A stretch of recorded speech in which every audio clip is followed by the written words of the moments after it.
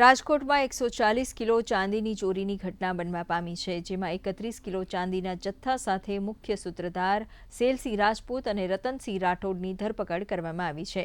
કુલ 5 લોકોએ ચોરીની ઘટનાને અંજામ આપ્યો હતો, જ્યારે અન્ય 4 લોકો ચોરીની ગુનામાં સામેલ હતા। ક્રાઇમ બ્રાન્ચના ડીસીપી જગદીશ બાંગરવાએ પત્રકાર પરિષદમાં વિગતો આપી હતી। બે આરોપીઓને 2 લાખ રોકડા, એક ક્રેટા કાર અને 31 કિલો ચોરીમાં ગયેલ ચાંદી સાથે પકડી પાડવામાં આવેલ છે। જે મુખ્ય યોજના બનાવનાર માણસો જે છે, એક રતનસિંહ અને એક સેલનસિંહ રાજપૂત, એ જે 2 આરોપીઓ છે એમના દ્વારા આ આખી ચોરીની યોજના ઘડવામાં આવેલ હતી। અને સેલનસિંહ નામનો માણસ જે સિરોહી રાજસ્થાનનો રહેવાસી છે, એ 1 મહિનાથી રાજકોટમાં આટાફેરા મારતો હતો અને રેકી કરતો હતો। એના પછી એ રાજસ્થાનથી પોતાની સાથે મુકેશ રામારામ પ્રજાપતિ અને એક છોટુ નામનો યુપીનો રહેવાસી માણસને સાથે લઈને અમદાવાદ આવ્યો હતો અને ત્યાં અમદાવાદમાં રતનસિંહ રાઠોડ નામના વ્યક્તિને મળ્યો હતો।